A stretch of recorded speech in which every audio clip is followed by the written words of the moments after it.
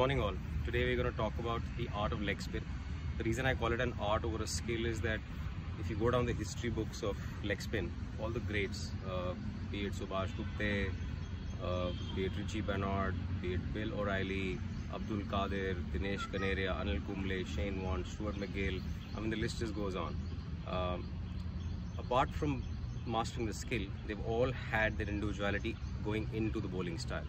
I mean, some bowlers have just walked paces into the bowling stride. Some people have zipped through their bowling strides. Some have used more of fingers and some have used more of wrist.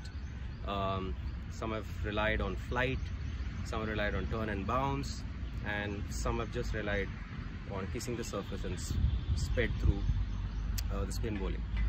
For me, really I think what gathered interest was an Ashes test in 1993, and that's when Shane Warne arrived at the scene. It's also commonly known as the Gatting ball, where he got Mike Gatting, or also called the ball of the century, where he really spun the ball a long way from outside leg stump to take his, went across the batsman and took his off stump out. I think that's when most of us also fell in love with leg spin as a skill. From that stalwart to a modern day great, which is Rashid Khan. I mean, if you see, leg spin has come a long way. It's completely different styles, the both of them, the way they bowl, but also goes on to see why it is an art. So today we're going to look at some basics of what goes into spin bowling or leg spin bowling per se. Too vast a subject for us to cover everything, but today we're just going to talk about the grip, what happens when you use your finger, what happens when you use your wrist, and also probably show you a googly as well. Yeah. So if you can zoom in and look at how I'm gripping the ball. So primarily these three aspects are going to be important, which is your thumb and the two fingers for gripping the ball, and the spin really comes from this finger, the third finger. Yeah, this is where you spin the ball from. Now there are two ways of actually holding this ball within your grip. One is to come close to your palm, and one is to stay slightly away and have this gap between the ball and your palm.